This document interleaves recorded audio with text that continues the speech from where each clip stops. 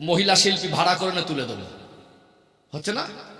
তাহলে কি এখানে হারাম কাজ হয় হোক, আমাদের মন জয় দরকার। বহু জায়গায় মহিলা পুরুষ এক জায়গায় আমাদের এখানে বসছে, এবং গজলগুলো যে হচ্ছে, আমি গজল বিরোধী না, কেন নাত বিরোধী হব? নবীর শানে আপনি এসকে নাত পড়তে পারেন, নবীর শানে শের পড়তে পারেন, নবীর শানে গজল পড়তে পারেন, এতে নবীর শানে কবিতা লিখতে পারেন। তখনকার দিনে বিখ্যাত কবিরা নবীর শানে কবিতা লিখেছেন, আল্লাহ রাসূল তাদের খুশি হাদিয়া দিয়েছেন।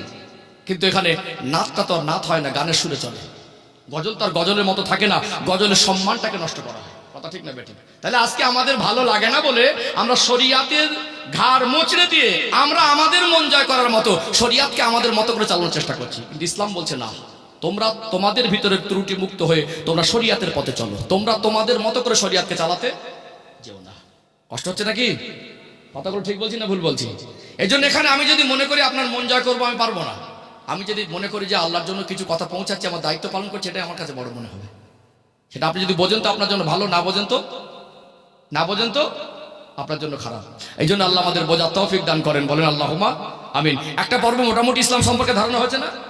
এই জিনিসটা প্রত্যেকটা মানুষের মগজে ঢোকাতে হবে, তাহলে ইসলাম মানার এবারে লাভ আর ক্ষতি কি বোঝাতে হবে, তাহলে ইনশাআল্লাহ সহজে তাদের জীবন পরিবর্তন হবে। একটা ভাই সে মদ খায়, তার লাভ আর ক্ষতিটা বোঝাতে হবে। লটারি কাটে, তার লাভ আর ক্ষতিটা বোঝাতে হবে। তার ভিতরে চেতনা তৈরি হবে, আমার ভালো হওয়া দরকার। সে যদি ভালো হওয়ার চেতনা তার ভিতরে না জাগে, আর সে যদি ভালো হতে না চায়, আমি হুজুরের বাবার ক্ষমতা নেই তাকে জোর করে ভালো করে দেবো। তার ভিতরে ভালো হওয়ার চেতনা জাগ্রত করতে গেলে তার ভিতরে ইসলাম জিনিসটা পৌঁছাতে হবে। মক্কার জমিনে সবথেকে নিকৃষ্ট মানুষদের কাছে আমার নবী উত্তম আচরণ আর মধুর ভাষা নিয়ে গেলেন, কোরআনুল কারীম ইসলামের বাণী নিয়ে গেলেন। তাদের কাছে যখন ইসলামের আলো পৌঁছেছে, সবথেকে নিকৃষ্ট মানুষগুলো তাদের জীবনে এমন ইসলামের আলো বাস্তবায়ন হয়েছে, তারা দুনিয়ায় বেঁচে থাকা অবস্থায় জান্নাতে সার্টিফিকেট হাসিল করেছে। জোরে বলুন সুবহানাল্লাহ। তাহলে আমাদের জীবন পরিবর্তনের জন্য ইসলামের আলো দরকার। চলুন আরেকটু আগে বাড়ি, আরেকটু ক্লিয়ার হবে।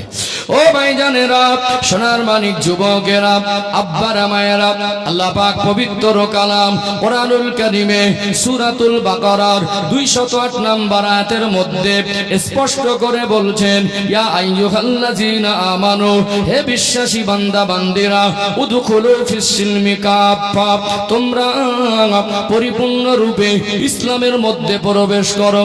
ইসলামের মধ্যে প্রবেশ করার অর্থ হলো, যেমন চায় তাই খেতে পারবো না, যেমন চায় তাই করতে পারবো না, যেমন চায় তাই সিদ্ধান্ত নিতে পারবো না। আমাদের ইসলামিক জীবন ব্যবস্থার মধ্যে আল্লাহ পাক যে গাইডলাইন দিয়েছে, ওই গাইডলাইন মেনে চলা, আল্লাহ এবং রসুল যেটা নিষেধ করেছেন ওটাকে বর্জন করা, আল্লাহ এবং রসুল যেটা আদেশ করেছেন ওটাকে মেনে চলা, ইসলামের ছায়াতলে আসা দরকার আছে না নেই? কেন আল্লাহ পরিপূর্ণ ইসলামের মধ্যে প্রবেশ করতে বলেছেন? দুটো উদাহরণ দেই, সহজে বুঝে আসবে। দেখবেন মাঝে মাঝে ওয়েদারে নিম্নচাপ হয় কি হয় না, টানা এক সপ্তাহ ঘিজঘিজে বৃষ্টি লেগে থাকে, অতিরিক্ত জোর না, একেবারে আসতে না, মোটামুটি জোরে বৃষ্টি হচ্ছে। এখন বাজার করলে বাড়িতে রান্না হবে, তারপরে খাওয়া হবে। বৃষ্টি হলে বাজারে যেতে গেলে ছাতা দরকার আছে না নেই? ছাতা দরকার। আচ্ছা, 20 বছরের ছেলেরা আমাদের চালাক বেশি না কম? বাবা কর্মসূত্রে বাইরে, 20 বছরের ছেলেকে মা ডেকে বলছে, বাবু একটু বাজার করে আনলে রান্না হবে, তারপরে খাওয়া হবে। বৃষ্টি পড়ছে, একটা ছাতা দিল, নতুন ছাতা, টাকা দিল থলে বা প্যাকেট দিল, ছাতাটা খাটিয়ে ঘর থেকে বেরিয়ে গেল। কিছুটা দূর যাওয়ার পরে চেঁচিয়ে চেঁচিয়ে মাকে চিল্লাচ্ছে, ডাকছে, মা আমি ভিজে যাচ্ছি। মা ভাবলো ছাতা দিলাম, টাকা দিলাম, ভেজার তো কথা নয়। দরজা খুলে দেখছে ছাতা খাটিয়ে একদিকে কাত করে ধরে রেখেছে, মাথার উপরে আর ছাতা নেই। ও যে ভিজে যাচ্ছে, দোষটা কার? ছাতার না বৃষ্টির? কার দোষ? ছাতা ধরার দোষ। আজকে আমাদের ইসলাম মানার অবস্থা ছাতা ধরার মতো। নামাজ ফরজ জানি, কিন্তু পড়ি না। একটা মানুষ ব্যতিব্যস্ততার মধ্যে নামাজে দাঁড়াচ্ছে, আর একটা মানুষ অবসরে। ছেলেরা বলছে, বাবা আর কাজ কাম করতে হবে না, চার দোকানে বসেই আছে, মসজিদ পর্যন্ত গেল না। একটা মানুষ তার 10 বছর বসে খেলে পয়সা ফোরাবে না, কিন্তু ওই মানুষটা বলছে 2 লাখ লাগবে। একটা দরকার আসলে যারা ঘুষ খাচ্ছে ধনী না গরিব? ঘুষ খাচ্ছে যারা ধনী না গরিব?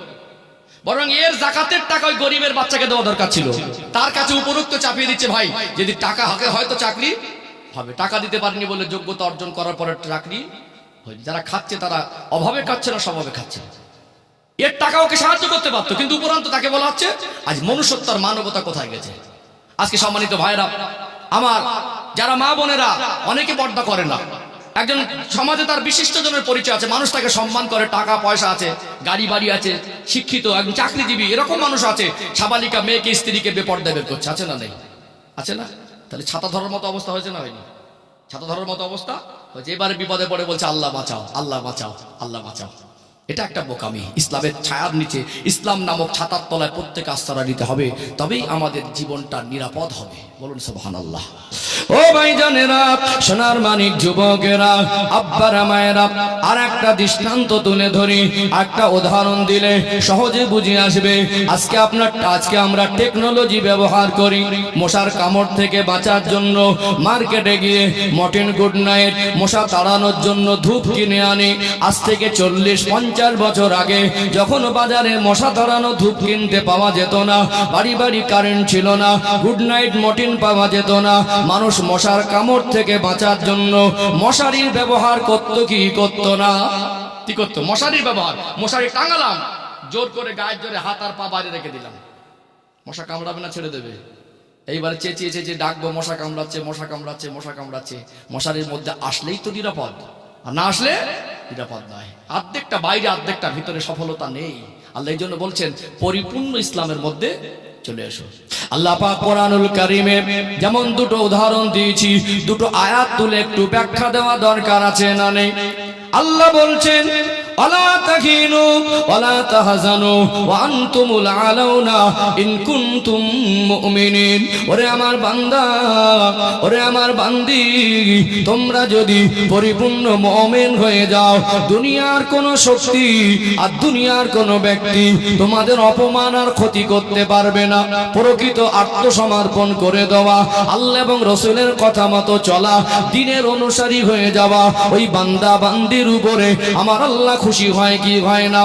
এই দুনিয়ার জমিনে আমার রব, আমার আল্লাহ কারোর উপরে যদি খুশি হয়ে যায়, এই দুনিয়ার জমিনে মানুষ জাতি পৃথিবীর ইতিহাসে যা কিছু অর্জন করেছে, মানুষ যা কিছু আবিষ্কার করেছে, মানুষের জীবনে অর্জনকৃত জিনিসের মধ্যে, আবিষ্কার করা জিনিসের মধ্যে সব থেকে দামি সম্পদ হলো ঈমানি সম্পদ। জোরে বলুন সুবহানাল্লাহ। একজন ঈমানদারের ঈমানি পাওয়ার দুনিয়ার থেকে দাম বেশি হয়। আল্লাহ বলে বান্দা, ওরে আমার বান্দি, ইসলাম যদি শ্রেষ্ঠ হয়, কোরআন যদি শ্রেষ্ঠ হয়, আমি আল্লাহ তোমাকে যদি সৃষ্টির শ্রেষ্ঠ করি, আমার নবী যদি শ্রেষ্ঠ হয়, তোমার জীবনের শ্রেষ্ঠত্বগুলো যখন এক হয়ে যাবে, তুমি দুনিয়ার মধ্যে আমার মখলুকের কাছে দামি হয়ে যাবে। তোমার ভিতরে যে শক্তিটা হবে ওটা ঈমানি পাওয়ার, ওই পাওয়ারের ঊর্ধ্বে দুনিয়ার কোনো পাওয়ার নয়। আল্লাহ পাক বলছেন তোমরা যখন মুমিন হয়ে যাবে, ঈমানি পাওয়ার যখন তোমাদের অর্জন হয়ে যাবে, দুনিয়ার কোন শক্তি দ্বারা তোমাদের ক্ষতি আর অপমান করা সম্ভব হবে না। জোরে বলুন সুবহানাল্লাহ। আল্লাহ ওয়াদা দিলেন বান্দা, ওরে আমার বান্দি, তোমরা যদি মুমিন হয়ে যাও, ওয়াকানা হাক্কান আলাইনা নাসরুল মুমিনিন।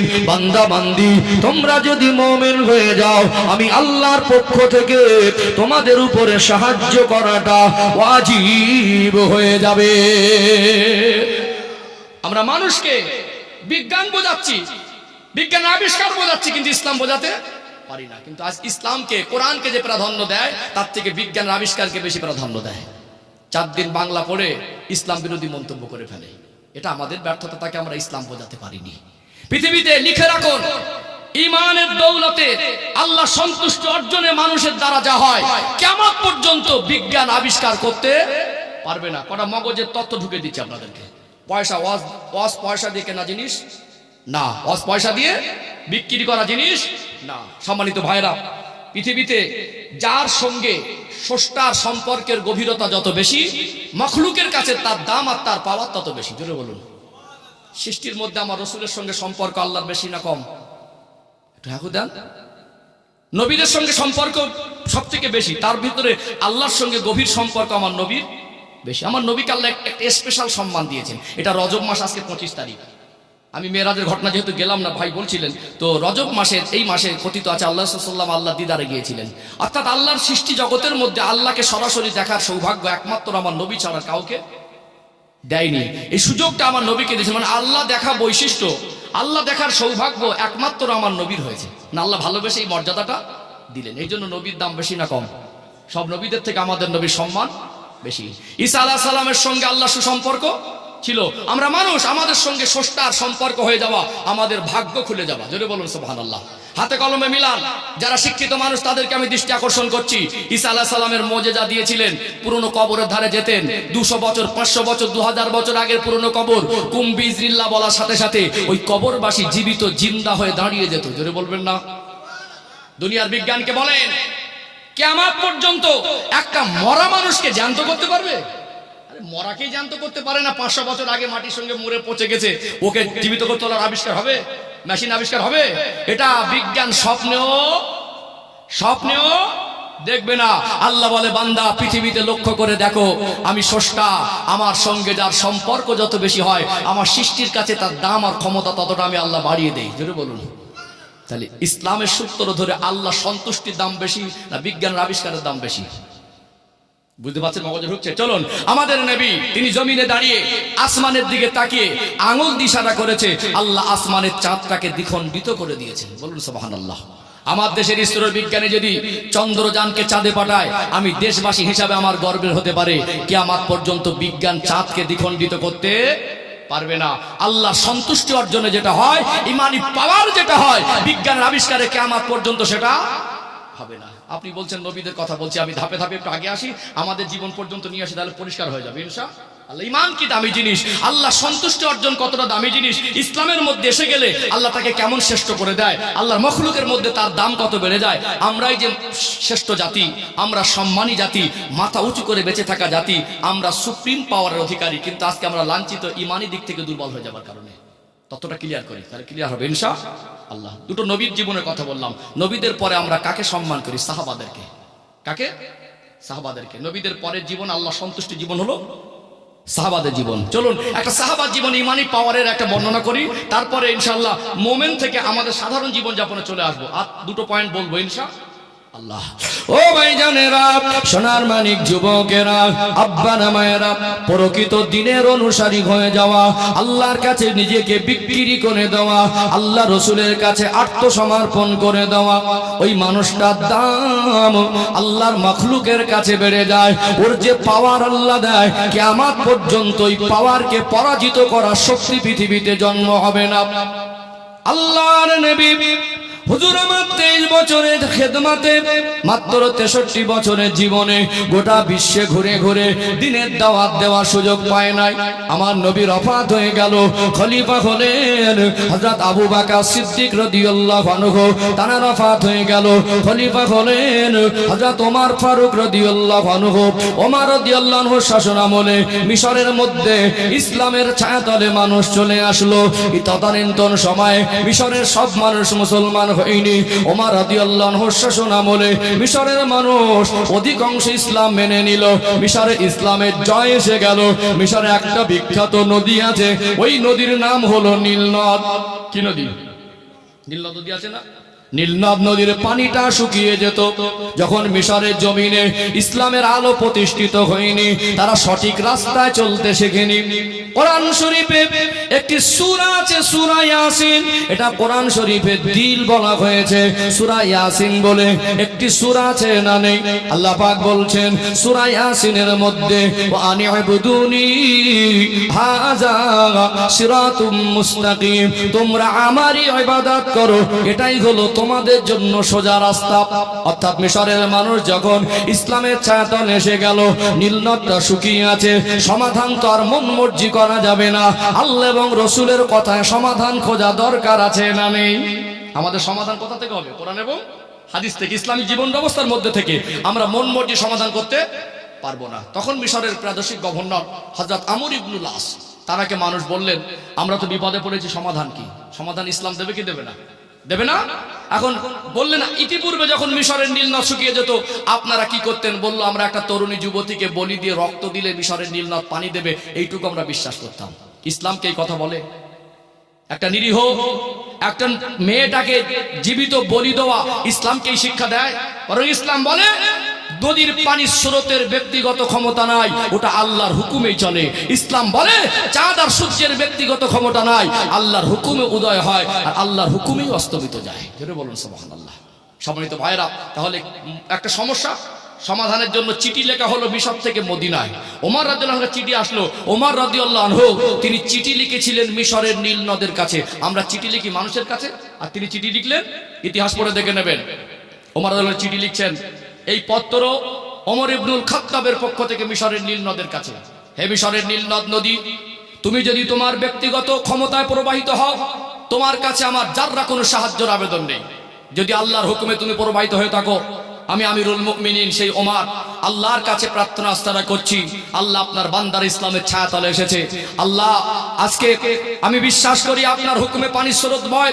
আপনি আপনার প্রিয় বান্দা বান্দীদের খাতিরে যারা আপনার কাছে আত্মসমর্পণ করে দিয়েছে, আল্লাহ তাদের প্রতি দয়া করে এই চিঠি যখন মিশরের নীল নদে ফেলা হবে, আপনি আপনার দয়া দিয়ে আপনি পানির স্রোতটা জারি করে দেবেন। চিঠিটা মদিনা থেকে মিশরে পৌঁছালো।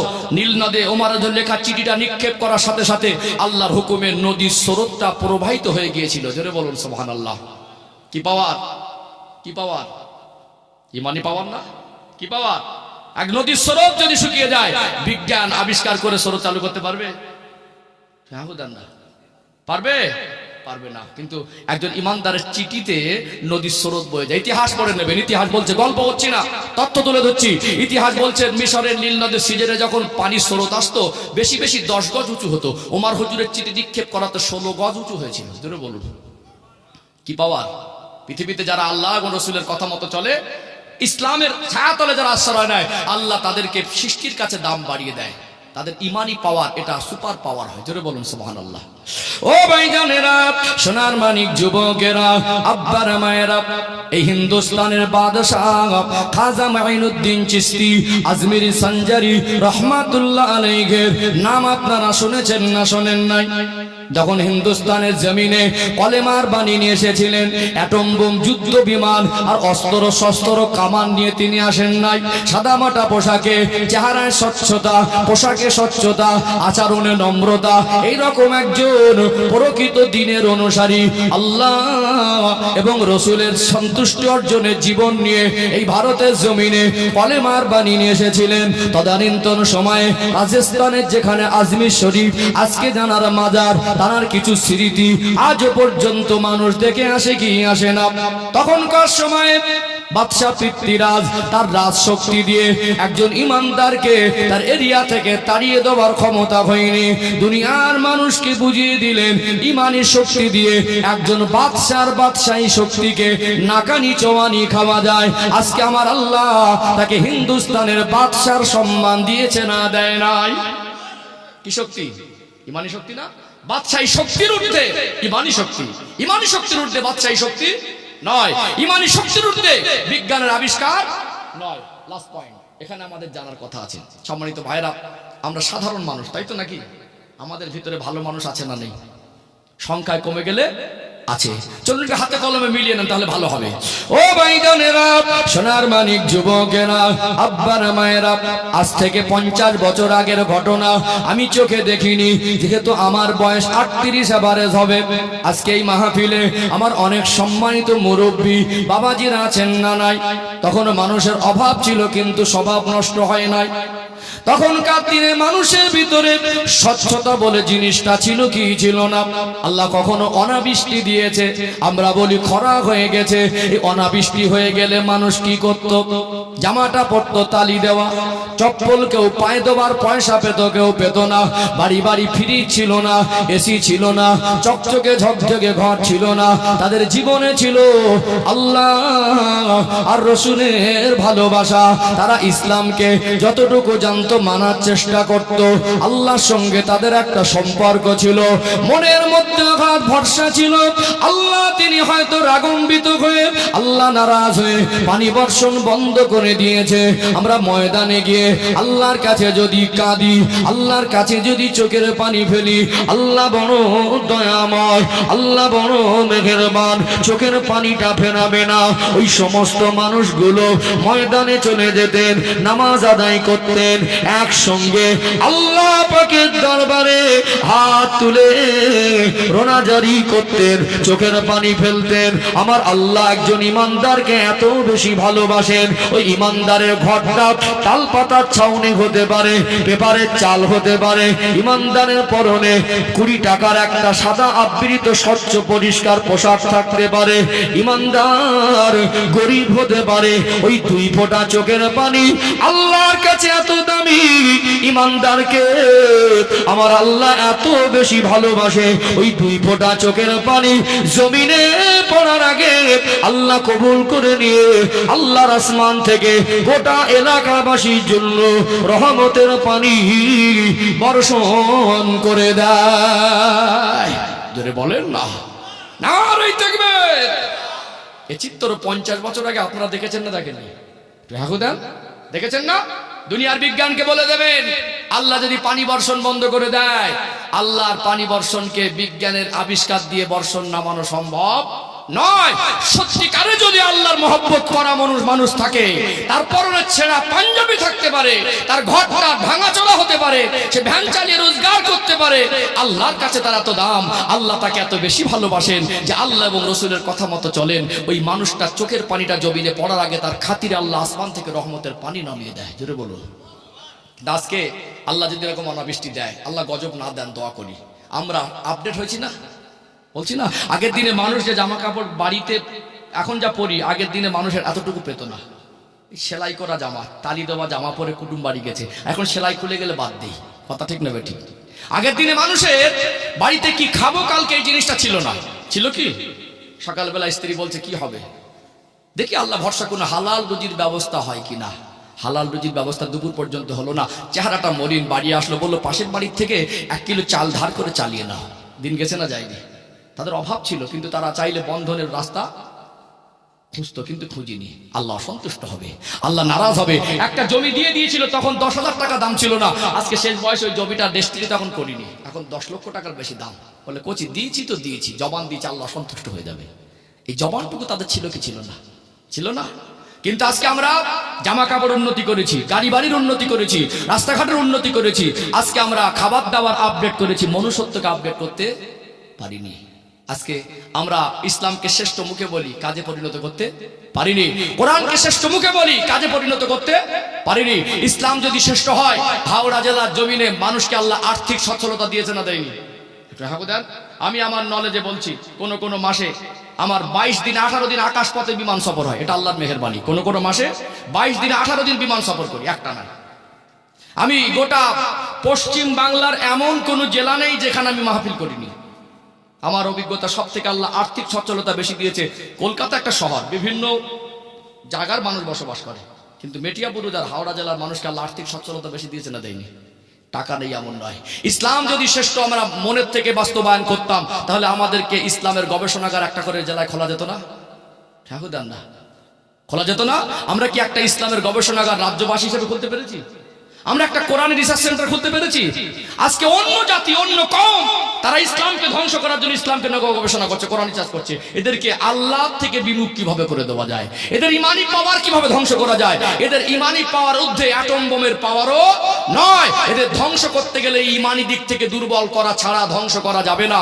খুব অত্যন্ত কঠিন ষড়যন্ত্র করে সুদ নামক জিনিসটা আমাদের মধ্যে ঢুকিয়ে দিল, আর আমরা এই টোপটা গিলে নিলাম। যদি আমাদের হারাম করে পরিণত করা যায়, আমাদের চোখের পানি আসমান পর্যন্ত পড়বে না। কিন্তু আমরা ইসলামকে নিয়ে গবেষণা করতে শিখলাম না, আমরা একটা কোরআন রিসার্চ সেন্টার খুলতে পারলাম না। আজকে আমি যে একটা কথা এখানে বলছি, বাস্তবের সঙ্গে মেলান। পৃথিবীতে শ্রেষ্ঠ কিতাব কি কিতাব? সবাই মিলে বলেন, মুখের না মনের? একটু হাঁকু দেন না। আপনি বললেও শ্রেষ্ঠ, না বললেও শ্রেষ্ঠ। আপনি মানলেও শ্রেষ্ঠ, না মানলেও শ্রেষ্ঠ। পৃথিবীতে যারা প্রকৃত শিক্ষিত মানুষ, তারা কোরআনকে নিয়ে গবেষণা করে শ্রেষ্ঠত্বের তারাই বলছে। তারা কোরআনের অনুসারী না হয়ে শ্রেষ্ঠত্বের পরিচয় দিচ্ছে না, দেয় না? তাহলে আজকে যদি কোরআন শরীফ শ্রেষ্ঠ হয়, তাহলে কোরআনের শিক্ষকটা কি হবে? একটু কথা বলেন। শ্রেষ্ঠ হবে ছাত্রটা কি হবে? ছাত্রটা আজকে বিজ্ঞান যা কিছু আবিষ্কার করছে, কোরআন থেকে তথ্য নিচ্ছে। মহাকাশে কি আছে জানতোই না, আল্লাহ সংকেত দিলেন, ওটাকে সাহস পেয়ে গেল, তথ্য পেয়ে গেল, না এখানে যাওয়া যাবে, কিছু অনুসন্ধান করা যাবে। আজকে মহাসাগর অতল তলে কি আছে বিজ্ঞান জানতো না, কোরআন রিসার্চ করে সেগুলো বার করছে না, করে না, করছে না। কিন্তু আজকে আমরা কোরআনকে শ্রেষ্ঠ মুখে বলি, কাজে পরিণত করতে পারি না। কোরআন যদি শ্রেষ্ঠ কিতাব হয় পৃথিবীর মধ্যে, তার শিক্ষক আর ছাত্র অবশ্যই শ্রেষ্ঠ হবে, এতে সন্দেহের অবকাশ নেই। কথা ঠিক বলছি না ভুল বলছি? কিন্তু আজকে বলুন, এই কোরআনুল কারীম শ্রেষ্ঠ কিতাব, যেখানে আমার রাসূল নিজেই বলছেন, খায়রুকুম মান তাআল্লামাল কুরআনা ওয়া আল্লামা, তোমাদের মধ্যে ওই ব্যক্তি উত্তম যে কোরআন শরীফ নিজে শেখে আর অপরকে শিক্ষা দেয়। আমাদের চিন্তা চেতনা সংকুচিত হয়ে গেছে। আমরা কোরআনের শিক্ষাকে মনে করি চারটে সূরা শেখা মানে কোরআন শেখা। আমরা কোরআনের শিক্ষাকে মনে করি কোরআনের শিক্ষা মানে শুধু দেখে দেখে মুখস্থ করলে কোরআনের শিক্ষা। আমরা কোরআনের শিক্ষাকে মনে করি হয়তো আলেম হয়ে গেলে কোরআনের শিক্ষা কমপ্লিট, কিন্তু কোরআনের গবেষণা করে মানুষ কিয়ামত পর্যন্ত শেষ করতে পারবে না। কিন্তু আমরা কোরআনের গভীরতায় পৌঁছাতে পারছি না। সম্মানিত ভাইরা, এখানে কোরআনের শিক্ষক যদি শ্রেষ্ঠ হয়, ছাত্র যদি শ্রেষ্ঠ হয়, কজন MBBS ডক্টরের ছেলে হাফেজ আর আলেম হয়েছে বলেন তো? কথা মনে হয় বুঝতে পারছেন না। আপনার গ্রামে চাকরিজীবী যে কটা আছে, এই চাকরিজীবী ঘরে কটা সন্তান হাফেজ আর আলেম হয়েছে দেখাতে পারবেন? আপনাদের গ্রামে যে কটা বড় বড় নাম করা ব্যবসায়ী আছে, অর্থশালী বেশি আছে, যারা মোটামুটি মানে আর্থিক দিক থেকে অনেক সচ্ছল, এদের পরিবারে কটা ছেলে হাফেজ আর আলেম হয়ে দেখাতে পারবেন? চাইলে এদের আর্থিক অবস্থা ভালো আছে, সমাজে এদের সম্মান আছে, সমাজের মানুষ এদেরকে বিশিষ্ট জনের পরিচয় দেয়। সমাজের মানুষ বলে আমরা মূর্খ মানুষ, ওরা শিক্ষিত আমাদের থেকে, কি বলে বোঝে, আরে হ্যাঁ বলেন না, বোঝে বেশি। কিন্তু তারাই যদি বোঝে বেশি, তারা যদি সমাজের মাতা হয়, তারা যদি সমাজে ধর্তাকর্তা হয়, তারাই যদি সমাজে জ্ঞানী হয়, তাহলে এই জ্ঞানী লোকের পরিবারের আপন সন্তানগুলোকে তারা শ্রেষ্ঠ কিতাবের অনুসারী কেন করলো না? শ্রেষ্ঠ শিক্ষা কেন দিল না? মাল নেই বলে, কি নেই বলে? সোজা কথা, যদি প্রত্যেকটা মাদ্রাসার শিক্ষকের বেতন 2.5 লাখ হতো, আর মসজিদের ইমামের বেতন যখন 2 লাখ করা হতো, তখন হাই স্কুলের মাস্টারের ছেলে আলেম হাফেজ হতো না? হ্যাঁ দেন না, হাফেজ আলেম হতো না? হতো না। মানে এখানে কোরআনের শিক্ষার মর্যাদাটাকে আমরা আর্থিক দিক থেকে কমিয়ে কমিয়ে কমিয়ে কমিয়ে এখন ভিক্ষার পর্যায়ে এনে দিচ্ছি। এখন মানুষ কোরআনের শিক্ষার কথা শুনলে মুখটা ফিরিয়ে নেয়। ও ছেলেকে মাদ্রাসায় পড়িয়ে ওর বউকে ভাত দিতে পারবে না। একজন ডক্টরের ছেলের সঙ্গে মাস্টারের মেয়ের বিয়ে হবে। মাস্টার মশাই বলছে, আপনি ডক্টর, আপনার ছেলে কি করে? বলে, আমার ছেলে ইমামতি করে হাওড়া জেলায়।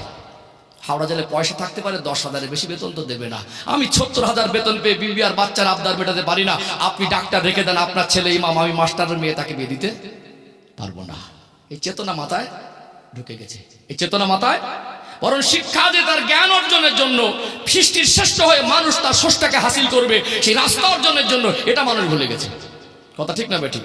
আপনার ছাত্র সন্তানকে আপনি কোরআনের শিক্ষা শিক্ষিত করেও তো তাকে ডাক্তার করতে পারেন, তাকে তো মাস্টার করতে পারেন, তাকে তো ইঞ্জিনিয়ার করতে পারেন, সে তো বড় ব্যবসায়ী হতে পারে। কিন্তু আমরা হুজুরদের ক্যাটাগরি ভাগ করে দিয়েছি এই সমাজে। তারপরে আলেমদের অবদান বেশি, আপনি মানলেও ঠিক আর না মানলেও ঠিক। বলুন, আপনাদের গ্রামে কটা 3 বাচ্চাকে লালন পালন করছে? কটা মাস্টার দেখান তো? কটা ডাক্তার এতিমকে পালন করছে দেখান? কটা সমাজের নেতা এতিমকে পালন করছে দেখান? যদি বলা হয় ও আমরা টাকা দিয়ে সাহায্য করি, কিসের টাকা আপনার? আপনি যাকাত দেন, যাকাতের টাকা আপনার না। সোজা হিসাব বুঝতে, আপনি যদি মুসলমান হন, আপনাকে অকপটে স্বীকার করতে বাধ্য, ও যাকাতের টাকা আপনারই না, বরং একজন আলেম এসে আপনাকে উদ্ধার করে নিয়ে যায়। আপনার উচিত তাকে দিয়ে আসা। ঠিক বলছি না ভুল বলছি?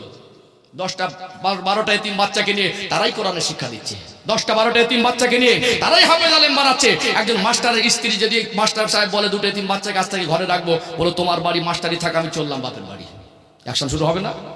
শুরু হবে না? তারপর আলেমরা মুখ বুঝে সমাজে অবদান দিয়ে যায়, তাদেরকে আমরা লাঞ্ছিত আর বঞ্চিত করে রেখেছি। কোরআনের শিক্ষা, গুরুত্ব, মহত্ব, গভীরতা, তাৎপর্য আমাদের ব্রেন থেকে আস্তে আস্তে সংকুচিত হয়ে আসছে। আমরা ইসলাম জিনিস থেকে পিছিয়ে যাচ্ছি, ইমানি পাওয়ার জিনিসটা ভুলে গেছি। আমরা আমাদের অস্তিত্বর পাওয়ারটাকে আমরা হারিয়ে ফেলছি। আজকে আমরা সুদার ঘুষের মধ্যে লিপ্ত হয়ে যাচ্ছি। অন্য জাতি আমাদেরকে ক্ষতিগ্রস্ত করার জন্য জানে একটা অ্যাটম বোমের পাওয়ার থেকে ইমানি পাওয়ারের দাম বেশি হয়। একজন ইমানদারের চোখের পানি রসিলায় আল্লাহ আসমান থেকে রহমতের পানি নামিয়ে দেয়। এই জাতিকে ক্ষতি আর দুর্বল আর এদেরকে লাঞ্ছিত করে পোষ মানাতে গেলে এদেরকে শরিয়াতের বাইরে করে দিতে হবে। এই জন্য বিভিন্ন রকম পরিকল্পনা টোপ আমাদের দেয়, আর আমরা সেগুলোকে টপটপ করে গিলে নেই। এটা আমাদের জীবনের ব্যর্থতা। রাগ করছেন নাকি? কথাগুলোকে বাস্তব বললাম না বাস্তব বললাম?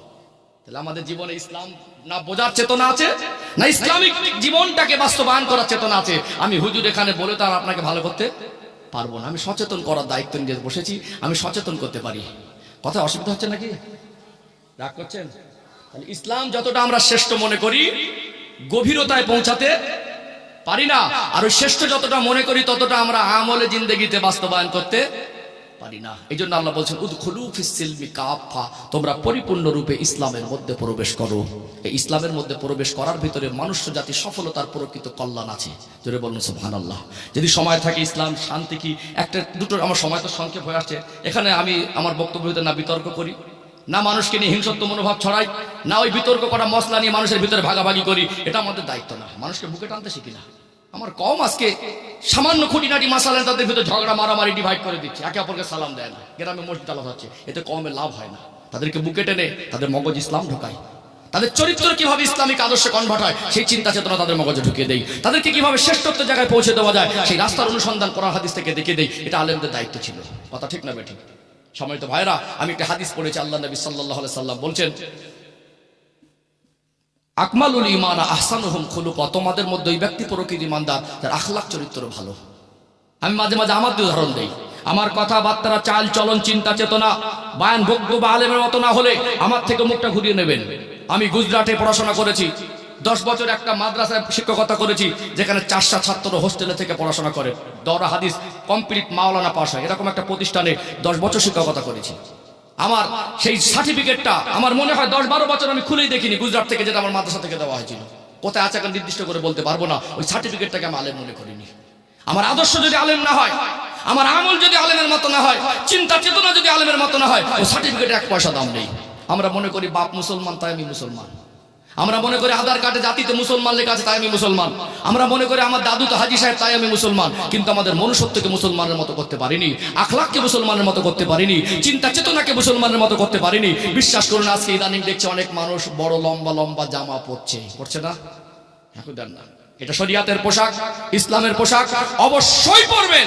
কিন্তু মাঝে মাঝে এর ভিতরে আমি কিন্তু কথাও খুঁজে পাই, এটা আমি আপনাকে পড়তে বলছি। অনেকে পোশাক পরে সম্মানটুকু বজায় রাখতে পারে না। কেন? সে উপর থেকে পোশাকটা যা পরে, আমাদের ইসলামিক পোশাক সবার ভিতরে থাকা দরকার ছিল, কিন্তু আমাদের বাংলার পরিবেশে যে কটা লম্বা জামা পরে সে কটাকে আলেম মনে করে। কথা মনে বুঝতে পারছেন না? যাকে লম্বা জামা পরতে দেখা যায় সে আলেম হোক আর না হোক তাকে আলেম মনে করে। কিন্তু সবার যদি একটা আরবিয়ানদের মতো লম্বা পোশাক হয়ে যেত, বিয়ে বাড়িতে, ডাক্তারখানায়, প্রত্যেকটা স্তরে সবার যদি ডক্টর, মাস্টার, ব্যারিস্টার, ইঞ্জিনিয়ার, হুজুর, হাজি, কৃষক সকলের যদি একরকম পোশাকে দেখা যেত, এখানে কোনো আপত্তি থাকতো না। যার লম্বা জামা দেখে তাকে আলেম মনে হয়। কি হয়? তাকে আলেম। কিন্তু হট করে একটা মানুষ এক শখে লম্বা জামা পরে নিল, ও তো মনুষ্যত্বকে আলেম করতে পারেনি। ওর ভিতরে আলেমের যে জ্ঞান, সে জ্ঞানটা তোর ভিতরে নেই, শিক্ষাটা ওর ভিতরে নেই। হট করে লোকের সামনে একটা রাব ব্যবহার করে, গালি দিয়ে ফেলে। একটা মানুষ বলে, দেখেছি সে আলেম মানুষ, লম্বা জামা পরে কত বাজে কথা বলছে, আদেও কিন্তু আলেম না।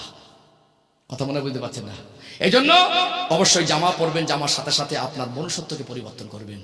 অবশ্যই আমরা সার্টিফিকেট অর্জন করবো, তার সাথে সাথে আমার যেন মনুষ্যত্বটাকে পরিবর্তন করতে পারি। আমরা আধার কার্ডে, আই কার্ডে মুসলমান থেকে যাব, আমাদের আখলাক, চরিত্র, মনুষ্যত্ব আমাদের নিকৃষ্টতম হবে, অমানুষের মতো হবে, যেটা সৃষ্টির শ্রেষ্ঠত্বের আর পরিচয় থাকবে না, বেইজ্জতি হবে, স্রষ্টা অসন্তুষ্ট হয়ে যাবে, আমাদের জীবনে বিশৃঙ্খলা হয়ে যাবে, এই সমাজে অশান্ত হয়ে যাবে, আমাদের পরিবারের থেকে শান্তি উঠে যাবে। এই রকম জীবনে সফলতা নেই।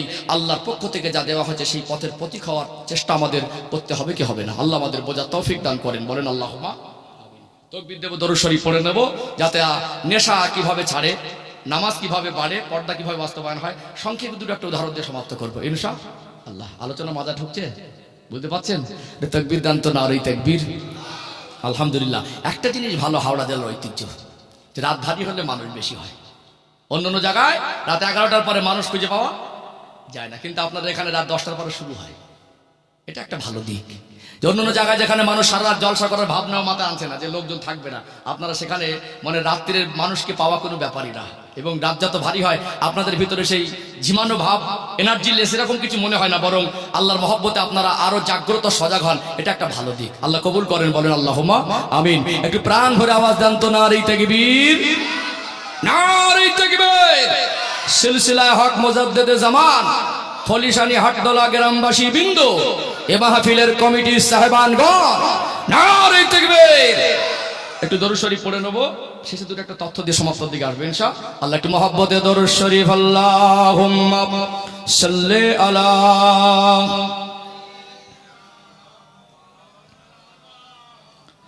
ওয়া আলা আলি সাইয়্যিদিনা আবে আহমদ আজলহি सीने में है मैं हूँ मेरा दिल मदीने में है फूल तो फूल काटूं क्या हुस्न है लुत्फ जन्नत से बढ़कर मदीने में गए अल्लाहुम्मा सल्ली अला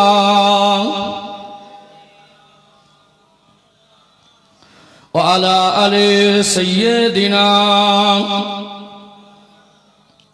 इन हवाओं से कह दो ना आए इधर मुझको खुशबू की कोई जरूरत नहीं जिनके खुशबू से महका सारा जहां खुशबू नबी के पसीने में है अल्लाहुम्मा सल्ली अला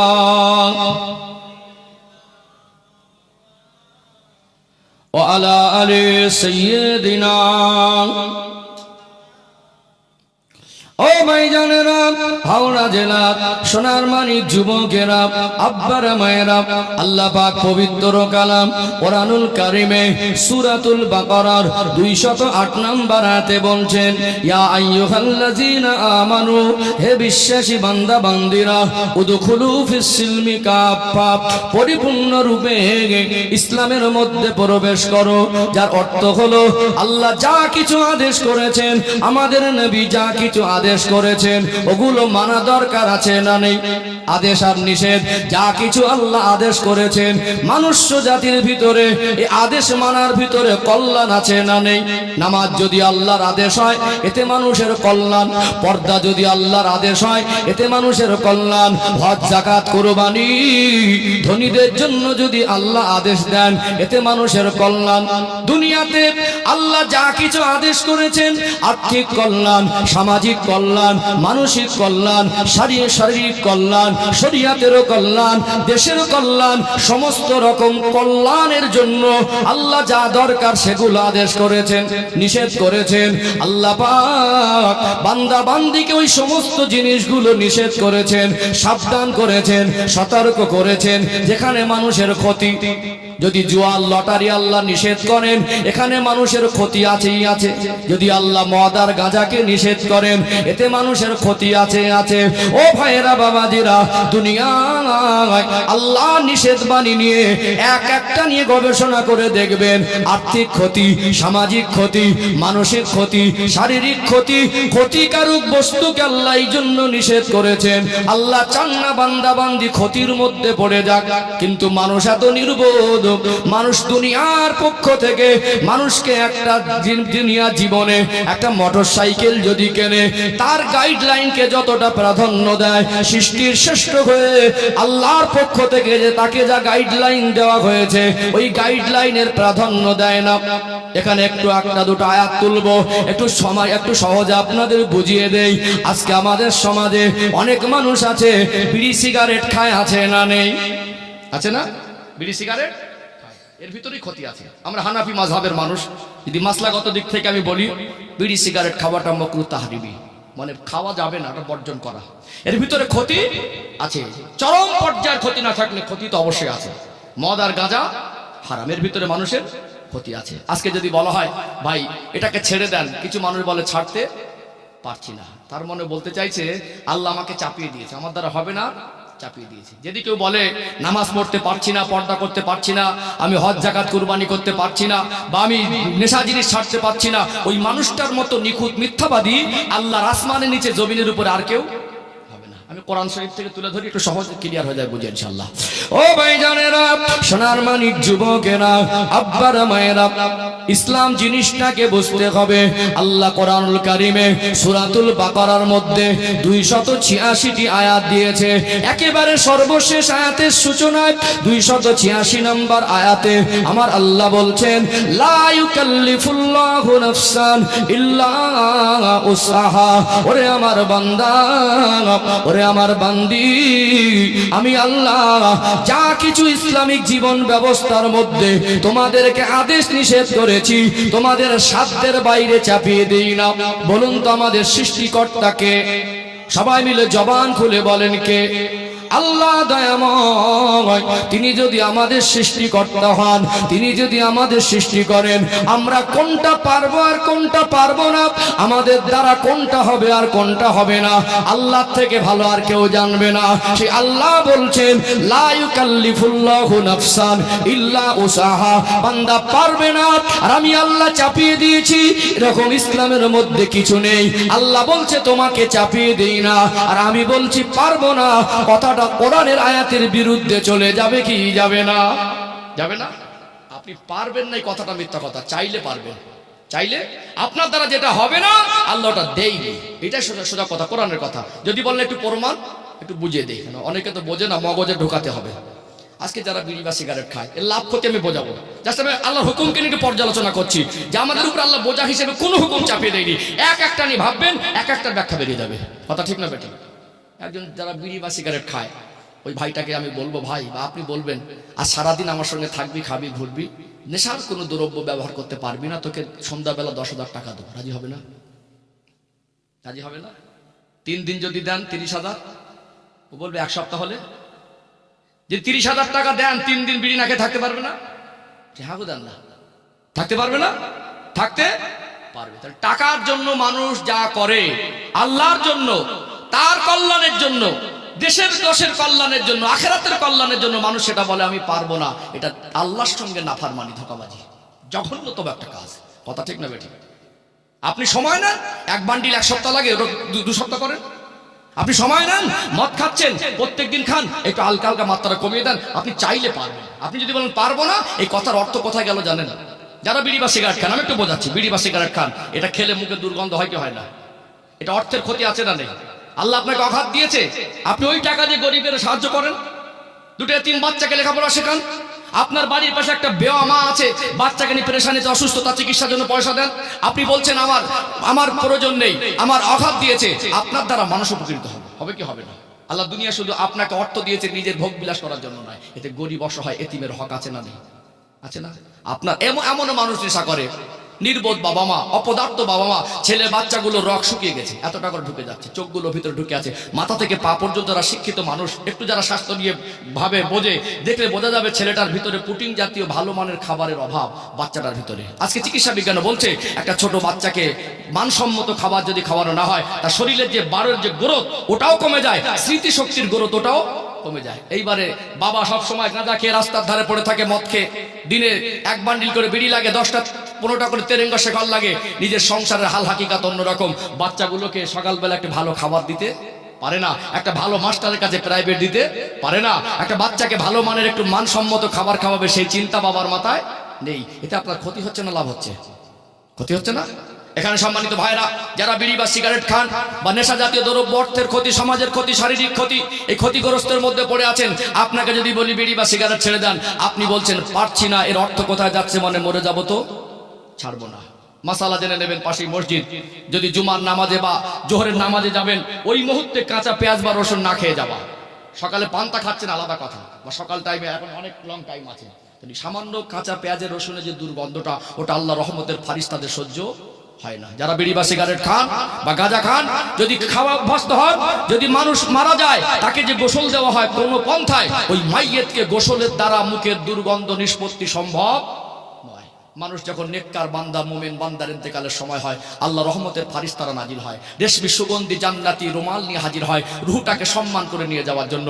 আল্লাহর পক্ষ থেকে তাকে বলা হয়, ইয়া আইয়াতুহান নাফসুল মুতমাইন্না ইরজিই ইলা রাব্বিকি রাদিয়াতাম মারদিয়া, হে পবিত্র আত্মা, তোমার রবের সন্তুষ্টির দিকে এসো। আপনি যদি সৃষ্টির শ্রেষ্ঠ হন, আপনি মুখের দুর্গন্ধটা নিয়ে যাবেন, এটা শ্রেষ্ঠত্বের পরিচয় নয়। আল্লাহ আপনাকে কুকুর আর বাঁদর না করে আল্লাহ শ্রেষ্ঠত্ব দিলেন, মানুষ করলেন। আল্লাহ অন্য কওমের ভিতরে না পাঠিয়ে আল্লাহ মুসলমানের ঘরে পাঠালেন। আল্লাহ শ্রেষ্ঠ নবীর উম্মাত করলেন, শ্রেষ্ঠ কিতাবের অনুসারী করলেন, শ্রেষ্ঠ ধর্মের অনুসারী করলেন। আপনি শ্রেষ্ঠত্বটা বজায় রেখে গেলেন না শ্রেষ্ঠত্ব শেষ করে গেলেন? কি গো? তাহলে এই জিনিসটাকে, পবিত্রতা জিনিসটা দরকার। আর তাহরু শত্রুল ঈমান, পবিত্রতা ঈমানের একটা অঙ্গ। আমাদের শরীরে বিভিন্ন অঙ্গ প্রত্যঙ্গ আছে, একটা অঙ্গ প্রত্যঙ্গ যখন অকেজ হয়ে যায় তখন কি হয়? শরীরটা আনব্যালেন্স লাগে। কি লাগে? আনব্যালেন্স লাগে। সুগার, অনেকে জানে না সুগার কি। সুগার একটা হরমোন, সুগার একটা হরমোন, ওটাকে বেড়ে যাওয়ার কারণে শরীরটা আনব্যালেন্স হয়ে যায়, ওর ইফেক্টটা বিভিন্ন শরীরের অঙ্গ প্রত্যঙ্গের উপরে পড়ে। এই জন্য একটা নেশা, একটা খারাপি যখন শরীরের ভিতরে ঢুকবে, একটা ইমানের অঙ্গ যখন দুর্বল হবে, আস্তে আস্তে ইমানের অন্য অন্য অঙ্গগুলো দুর্বল হয়ে যাবে। এই জন্য আমাদের ভালো জিনিস আর ভালো লাগে না। যে ইমান নামক জিনিস দ্বারা ভালো আর খারাপ সহজেই পার্থক্য করা যায়, খারাপের প্রতি ঘৃণা তৈরি হয়, ভালোর প্রতি আকর্ষিত হওয়া যায়। সে ইমান যখন দুর্বল হয়ে যাবে, মানুষ তাদের মধ্যে ভালো আর খারাপ পার্থক্য করা কঠিন হয়ে যাবে। এই জন্য ঘুষ নামক জিনিসটা অভাব থাকার না থাকার পরেও ওটাকে তার কাছে ভালো লাগছে। কথা কি বুঝতে পারছেন সম্মানিত ভাইরা? তাহলে চাইলে আপনি ছেড়ে দিতে পারবেন, পারবো না, হবে না, এটা মিথ্যা কথা। আল্লাহ বলছেন আমি চাপিয়ে দিই না। কথা ঠিক না বেটি? মদ বা গাঁজার ভিতরে ক্ষতি আছে না নেই? আছে না? এই কথাটা একটু বলি, তারপরে সমাজ যদি থাকে তো পর্দা কথাটা দিয়ে একটা সময় বলবো ইনশাল্লাহ। আমাদের কথা যে কটা কথা বলছি, আসলে আলোচনাগুলো দীর্ঘ আলোচনা করলে না সময় করা যাবে, যা সংক্ষেপে একটু বলে বলে যাচ্ছি। ও ভাইজানেরা, সোনার মানিক যুবকেরা, আব্বারা মায়েরা, কারো জীবনে কোনো খারাপই যদি এসে যায়, তাকে নিয়ে অট্টহাসি না করে তার ভিতরে ইসলাম জিনিসটা ঢুকিয়ে দিলে তার মধ্যে পরিবর্তনের চেতনা বাড়বে কি বাড়বে না একটু ক্লিয়ার করে দেই। আজকে একটু উদাহরণ দিলে বুঝতে পারবেন। প্রায় বাড়িতে মোটরসাইকেল আছে না নেই? একটা মধ্যবিত্ত পরিবারের ছেলে, তার সাথী সঙ্গী প্রত্যেকের মোটরসাইকেল। মনে বড় আশা ছিল জীবনে যত কষ্ট হোক নিজে রোজগার করে একটা মোটরসাইকেল কিনবো। গরিবের ছেলে প্রতিবেশীর কাছে চাইলে দেয় না, চোখ মুখ টানে। মনে বড় আশা, পয়সা জমিয়ে জমিয়ে 5 বছরের জমা করা পয়সা দিয়ে একটা মোটরসাইকেল যদি কেনে, ওই মোটরসাইকেলের উপরে মায়া বেশি হবে কি হবে না? মায়া বেশি হবে না? মোটরসাইকেল কিনেছে 1 সপ্তাহ বয়স না, এখন তো ডিজিটাল তেল কতটা আছে সেটাও অনুমান করা যায়, ডিসপ্লে শো করে। পাশে একটা দোকানে মনে করলো কিছু পেট্রোল দিয়ে নেই, পেট্রোল পাম্প পর্যন্ত যদি না যায়, দোকানদারকে বলো দোকানদার আপনার দোকানে তেল পাওয়া যায়, 1 লিটার পেট্রোল দেবেন? দোকানদার বললো বাবু বিক্রি করে এই মুহূর্তে নেই, কেরোসিন আর ডিজেল আছে, নেবে? মোটরসাইকেল কিসে চলে? পেট্রোলে। কোম্পানি একটা গাইডলাইন দিয়েছে, এই মোটরসাইকেল যে কোম্পানি আবিষ্কার করে তৈরি করেছে, এর একটা গাইডলাইন আছে। এই মোটরসাইকেলের খাদ্য জ্বালানি এর জন্য পেট্রোলই উপযুক্ত, এটাও গাইডলাইন। এর বাইরে যদি জোর করে অন্য কোনো তেলের ভিতরে দাও, সেটা এর জন্য উপযুক্ত খাদ্য তালিকার মধ্যেই পড়ে না, সেটার খাদ্য হিসেবেই না, যে দামে বেশি হোক আর কম হোক। কথা কি বুঝতে পারছেন? ওর জন্য উপযুক্ত খাদ্য কোম্পানি গাইডলাইন দিয়েছে, পেট্রোলের ব্যতিক্রম যাওয়া যাবে না। ওকে যদি বলা হয় পাশ থেকে দাঁড়িয়ে, ভাই আমি 2000 টাকা দিচ্ছি আর 1 লিটার কেরোসিন দিচ্ছি, ঢেলে নিলে রাজি হবে? তো 2000 টাকা দরকার নেই। কেন হবে না? যদি পেট্রোল ঢেলে দেয় কি হবে? ওর ইঞ্জিনের বিভিন্ন পার্টসের উপর ইফেক্ট পড়বে, একটা সময়কে বন্ধ হবে, কোন একটা পার্টস খারাপ হবে, এইটা তো। তাহলে মোটরসাইকেল কিনেছে 5 বছরের জমানো পয়সায়, মোটরসাইকেলের কোনো পার্টস ক্ষতি হোক সে চায় না, ও লংজিভিটি কমে যাক সেটাও চায় না। যদি কোনো পার্টস ক্ষতি হয়, মেরামত করা সম্ভব না অসম্ভব? ওই পার্টসটা মার্কেটে পাওয়া যাবে কি যাবে না? মোটরসাইকেলের পার্টসের দাম বেশি না আমাদের শরীরের পার্টসের দাম বেশি? কথা কি মাথা ঢুকছে? ও ভাই জানেরা, সোনার মানিক যুবকেরা, আব্বারা মায়েরা, আল্লাহ বড় দয়াময়। আমার আল্লাহ কোরআনুল কারীমে বলছেন, ওয়া ইন তাউদ্দু নি'মাতাল্লাহি লা তুহসুহা। ওরে আমার বান্দা, ওরে আমার বান্দি, আমি আল্লাহ তোমাদেরকে এত বেশি নিয়ামত দিয়েছি তোমরা গুনে গুনে শেষ করতে পারবে না। আল্লাহ আমাদের যা কিছু নিয়ামত দিয়েছেন, এর মধ্যে অন্যতম নিয়ামত হলো শরীরের সুস্থতা। কথা ঠিক না বেঠিক? যেটা আল্লাহর পক্ষ থেকে গাইডলাইন, যেটা আমার জন্য খাদ্য তালিকার মধ্যে পড়ে না, ওটা আল্লাহ নিষেধ করেছেন। মদ আর গাঁজা, বিড়ি আর সিগারেট বা তেরঙ্গা শেখর, তামাক জাতীয় জিনিসের মধ্যে মানুষের আর্থিক ক্ষতি আছে না নেই? সামাজিক ক্ষতি আছে। ওর দেখা দেখি আরো 10টা ছেলে ওই পথের প্রতীক হচ্ছে, ওর শারীরিক ক্ষতি আছে না নেই? আল্লাহ না করেন আপনার শরীরের এক একটা পার্টস অনেক মূল্যবান। আল্লাহ দয়াময় যে সুস্থতা দিয়েছেন, এই নিয়ামতের কদর করা দরকার আছে না নেই?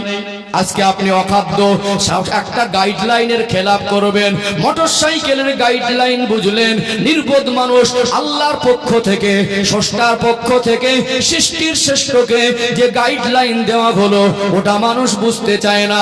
এটা মানুষের বড় দুর্ভাগ্যের। এখানে আপনি তামাক জাতীয় জিনিস খাবেন, হারাম জিনিস খাবেন, লিভার ক্যান্সার হবে, কিডনি ড্যামেজ হবে, হার্ট দুর্বল হবে, ফুসফুসে অকেজো হয়ে যাবে, ব্লাড ক্যান্সার হবে, শারীরিক বিভিন্ন বিভিন্ন শক্তির মধ্যে ক্ষয় ধরে যাবে, অক্ষমতা বেড়ে যাবে। আল্লাহ না করেন আপনি যদি দুনিয়ার কোন অসুস্থতায় কঠিন রোগে পড়ে যান, আপনার শরীরের কোনো পার্টস যদি অকেজ হয়ে যায়, লিভার পরিবর্তন করার জন্য মার্কেটে বাজারে কি পাওয়া যাবে? বাজারে পাওয়া যাবে না। আল্লাহ দয়াময় পুরুষ মানুষকে সংসারের জন্য বড় নিয়ামত স্বরূপ করেছেন।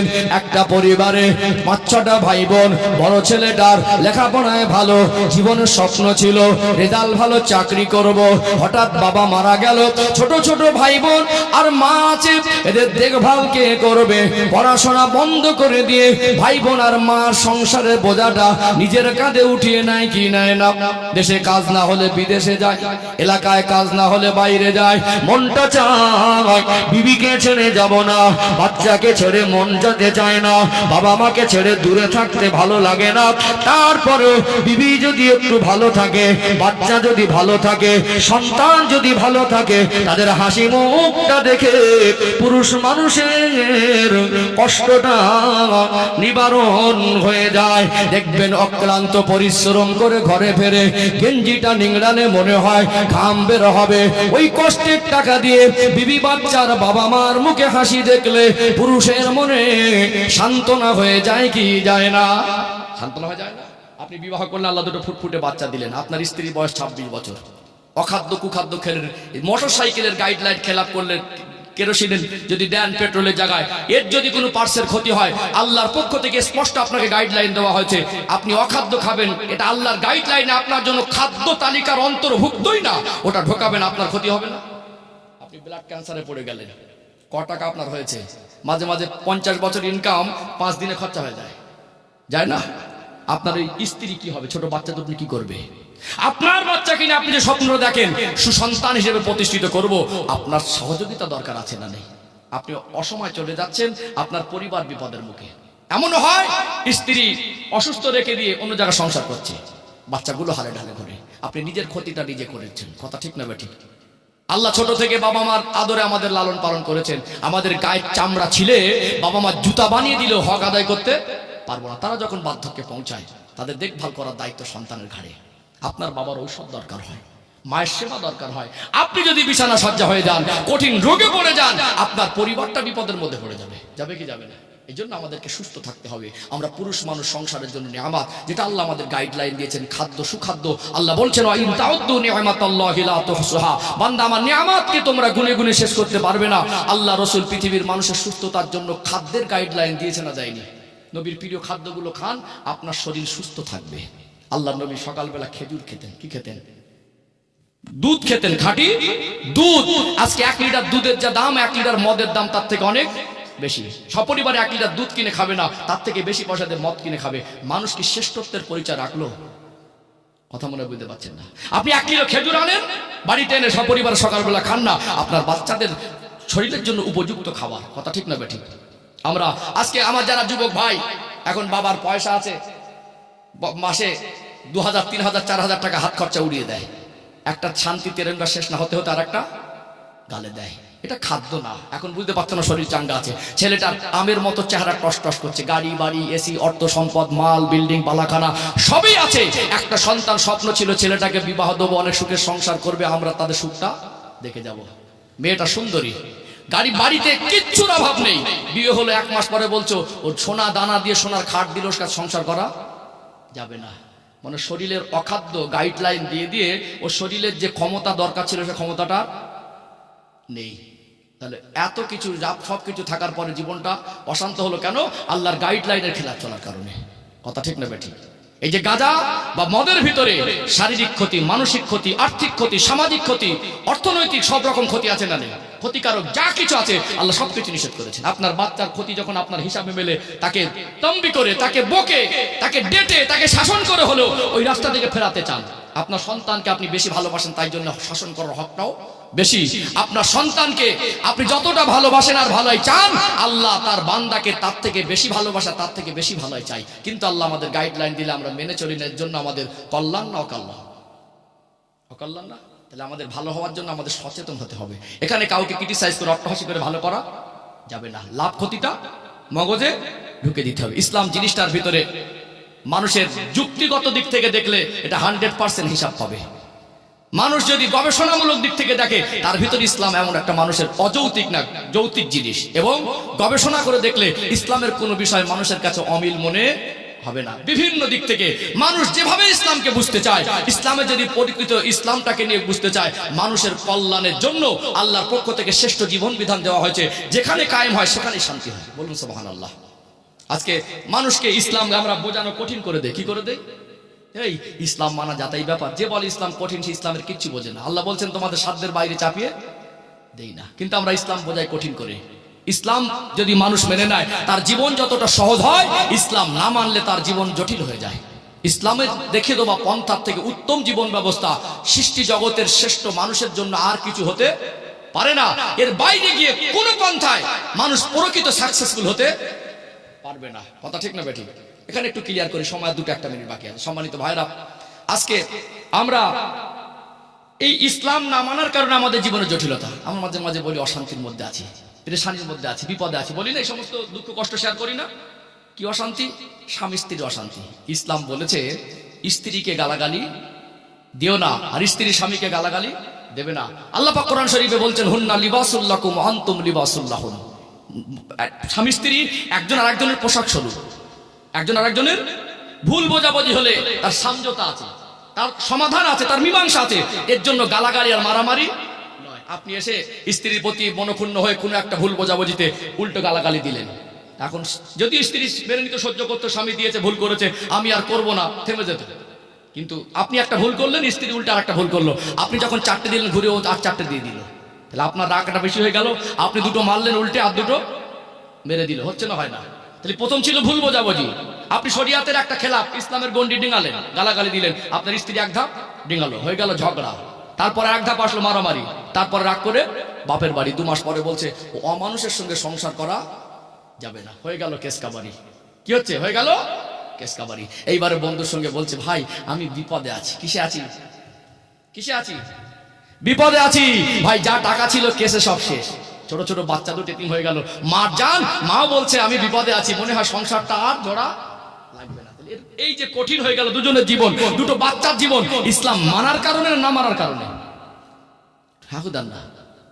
তাহলে ইসলাম মানলে তার জীবন যতটা সহজ হয়, ইসলাম না মানলে তার জীবনের জটিলতা ততটাই বেড়ে যায়। যত রকম অশান্তি, জটিলতা, অপূর্ণতা আমরা লক্ষ্য করছি ইসলাম না মানার ফল। আল্লাহ আমাদের ভালো চেয়ে যা গাইডলাইন দিয়েছেন, এটা আমাদের দুনিয়ার কল্যাণ, আখিরাতের কল্যাণ।